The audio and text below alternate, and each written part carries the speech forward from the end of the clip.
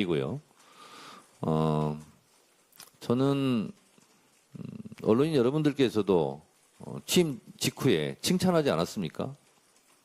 전당대회 때 정청래 도와준 사람뿐만 아니라 상대방 후보 도와준 사람들 다 임명했다고, 탕평책했다고 여러분들이 칭찬하지 않았습니까? 자기 정치한 사람이 탕평책 합니까? 지금까지 민주당 전당대회 직후 당직 인선에 대해서 언론의 비난이나 비판을 안 받은 사람이 저 같은데요. 그러지 않습니까? 그리고요, 저는 역사적인 내란 청산 개혁 입법에 대한 역사적 사명감을 가지고 당대표를 하루하루 합니다. 이런 내란 청산과 개혁 작업이 저 개인의 이익이고 저의 자기 정치입니까? 그것은 아니지 않습니까? 그래서 그것은 갈라치기 하려고 하는 일부 세력들의 뜻일 수 있겠다라는 생각이 들고 바다는 비해졌지 않는다라는 심정으로 묵묵하게 하루하루 당대표 임무를 다하고 있을 뿐입니다.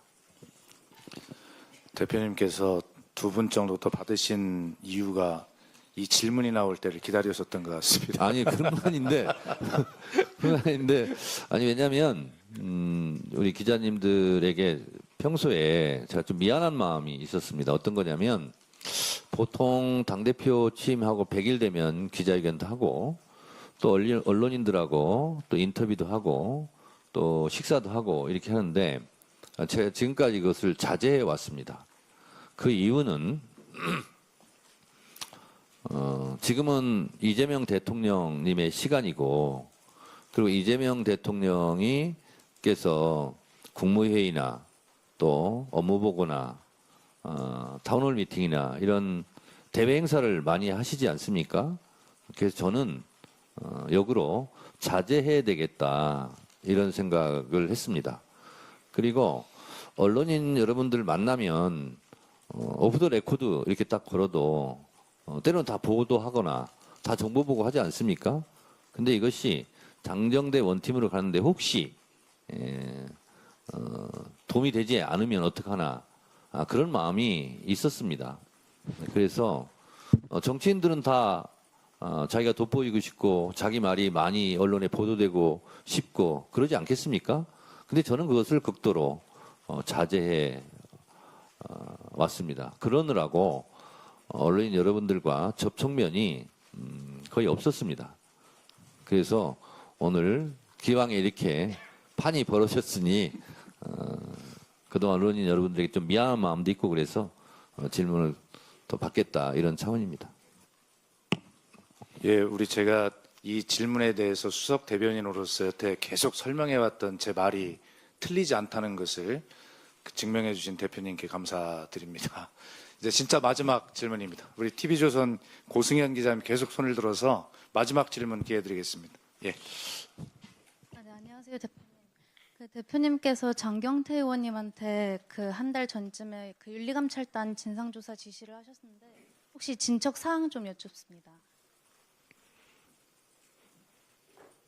답변하지 않겠습니다. 원래 조선일보하고 제가 인터뷰를 한 적이 한 번도 없습니다. 네? 네. 오늘 다 끝났습니까? 딱 한 분만 더. 예. 어디십니까? 전자신문. 네? 전자신문입니다. 네, 전자신문이요? 전자신문 최기창 기자입니다. 네. 그러니까 한반도 평화 신전략위원회 말씀하셔서 지금 자주파 동맹파로 일컬어지는 대북 정책 이견에 관해서 대외적으로 혼란스러운 모습을 보이지 않는 게 좋겠다는 게 사실 대통령실의 입장으로 좀 알고 있는데 오늘 또 이제 저번에도 통일부가 이제 통일부의 입장을 지지한다고 말씀도 하셨고 오늘도 이제 정세현 장관 이름도 얘기를 하셔서 조금 뭐 자주파 얘기가 틀린 것은 아니지만 부처 내 의견이 좀 어느 정도 정리가 되지 않은 상태에서 여당 대표가 이렇게 얘기하는 것이 좀 적절하지 않다라는 지적이 나올 수 있어서 조금 더 설명을 부탁드리고요. 마지막으로는 지금 청년들이 굉장히 좀 보수화되어 있는데 그거 관련해서 좀 지선 전략을 좀 어떻게 짜고 계신지 좀 설명 부탁드립니다. 사실은 제가 한반도 평화, 남북 관계에 대해서 대학생 때부터 지금까지 이 과제에 대해서 한 번도 손을 놓은 적이 없습니다. 제가 대학원 석사도 북한 통일정책학과를 나왔습니다. 그리고 제가 첫 번째 감옥을 간 것도 조국통일특별위원장을 하다가 갔습니다. 그래서 그때부터 대한민국의 가장 큰 과제, 모든 모순의 기본은 분단 문제에 있다라고 생각을 했고요.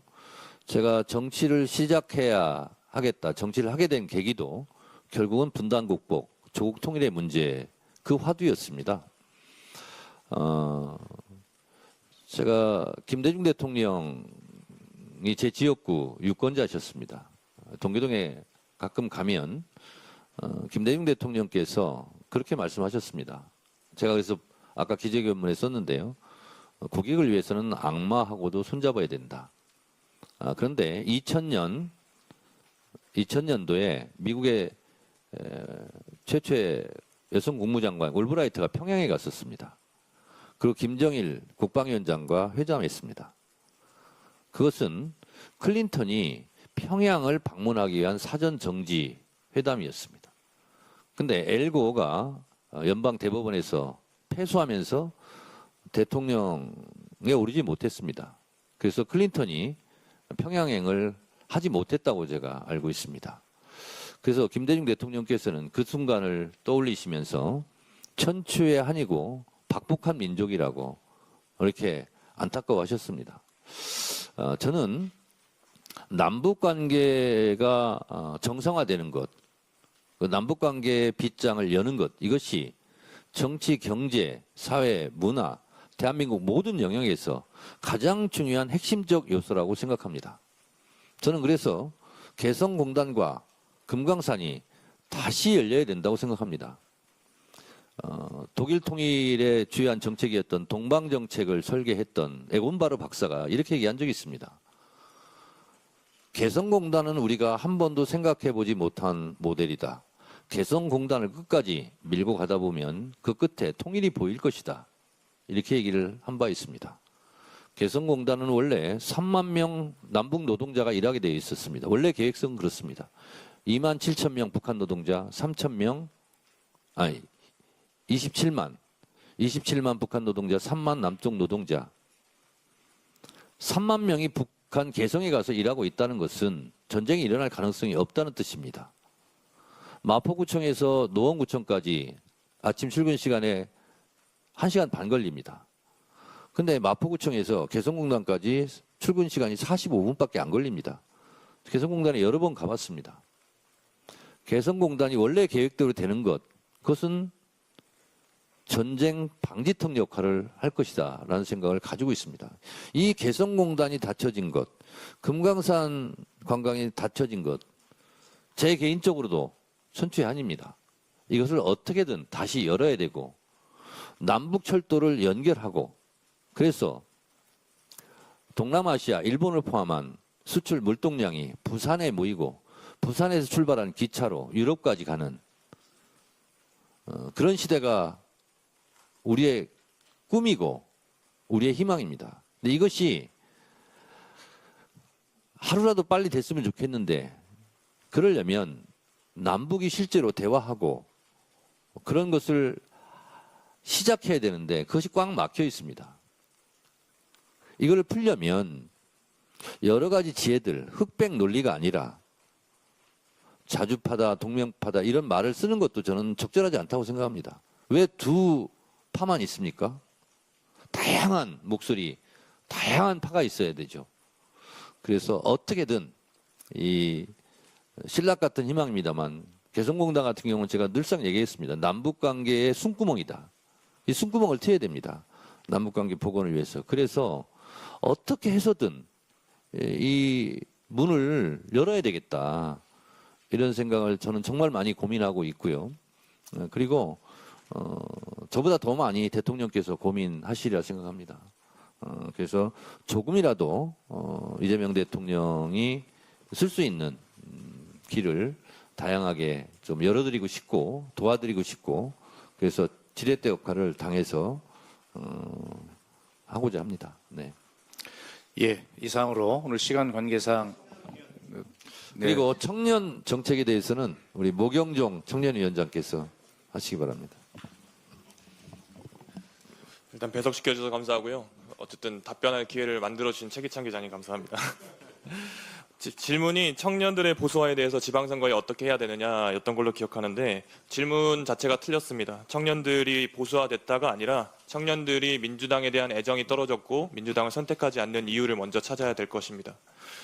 기본적으로 민주당이 앞으로 나아갈 길을 크게 두 가지로 생각을 합니다. 첫 번째로 이번 지방선거에서 여러 가지 공약들이 많이 나올 텐데요. 그 지역의 청년들이 관심 있는 공약들을 적극 개발해야 됩니다. 예를 들어서 경남의 청년들이 왜 수도권으로 떠나는지 그 부분에 대한 공약을 내놓아야 청년들의 마음을 잡을 수 있다고 생각을 합니다. 동시에 새로운 청년 후보들을 많이 공천하는 것도 역시 중요하다고 생각합니다. 그런데 단순히 나이가 젊은 청년 후보가 아니라 실력 있고 준비되어 있는 청년이 되어야 할 것입니다. 기본적으로 원천 봉쇄하지 말고 기회의 문을 넓히는 당의 지방선거 공천 전략이 수반되면은 민주당에게 애정을 그동안 갖지 않았거나 애정이 떨어진 청년들의 마음을 받을 수 있다고 생각을 합니다. 기본적으로 청년들이 중요하다라고 하고 미래 세대라고 합니다만 청년은 미래 세대가 아니라 현재를 같이 살아가고 있는 현재 세대입니다. 어느 세대 안 중요한 세대가 없습니다. 청년 세대도 중요하고 중장년 세대도 중요하고 노년 세대도 중요합니다만 우리 당이 그리고 대한민국의 사회가 청년이라는 한 세대를 더 신경 쓰는 이유는 시작점이 가질 수 있는 장점과 특징을 꼭 함께 가지고 가야 되기 때문입니다. 그런 점에 있어서 민주당은 청년의 특징과 청년의 장점을 살릴 수 있는 지방선거를 준비하도록 청년위원회에서도 노력하도록 하겠습니다. 감사합니다. 기자회견을 마무리하면서 제가 좀 한 말씀 좀 드리겠습니다. 우리 대표 비서실에서 이런 자료를 좀 냈는데요. 저도 이걸 보니까 내란 종식을 통한 국가 정상화, 3대 개혁 완수, 당원이 주인인 진짜 당원 주권 정당, 특별한 희생, 특별한 보상, 호남 발전 특위, 국가보훈 정책 특위, 역사와 정의 특위, 그리고 민생과 미래를 위한 입법 드라이브, 그리고 현장이 곧 민생 국민 곁으로 요걸 제가 몰랐던 건데 보니까 제가 50일에 11,269kg을 9kg이란다. 9km를 50일에 11,269km를 제가 달렸다고 하는군요. 당대표를 하면서 저는 이재명 정부 성공을 위해서 오직 지방선거 승리 이거 하나에 중점을 두고 있습니다. 지방선거 승리에 도움이 되면 하고 도움이 되지 않으면 안 합니다. 그런 원칙을 가지고 당대표 업무를 보고 있다는 말씀을 드리고 오늘 이렇게 공식 첫 기자회견을 했으니 앞으로는 언론인 여러분들도 더 자주 만나고 또 필요하면 언론 인터뷰와 방송 출연 등을 통해서 이재명 정부 성공을 위한 지방선거 승리를 위해서 당대표로서 할 수 있는 모든 것을 최대한 다하겠다. 약 11시 20분 정도까지 약 30분 정도에 걸쳐서 하도록 하겠습니다. 지금 이제 취재 기자님들의 질문 순서인데 제가 전혀 보이지 않고 있거든요. 잠깐만요. 우리 촬영 기자님들 잠깐만 좌석을 좀 이쪽으로 좀 이동해 주시면 제가 진행을 하도록 하겠습니다. 제가 일어나서 봐야 되겠습니다. 자, 질문하실 기자님 손들어 주시기 바랍니다. 네, 우선 연합뉴스 박재하 기자님 질문 드리겠습니다.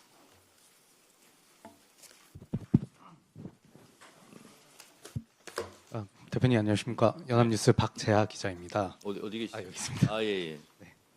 우선 이제 첫 기자간담회 하신 거 정말 축하드리고요.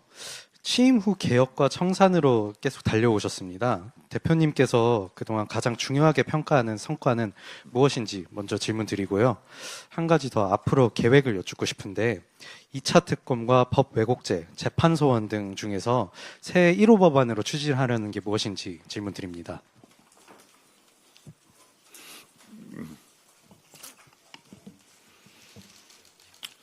저는 개인적으로 당대표에 취임하면서 상당히 어려운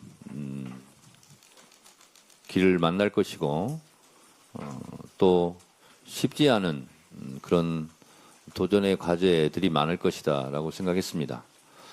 가장 중요하게 생각했던 것은 내란 청산에 대한 기조, 긴장감을 한시도 늦춰서는 안 되겠다.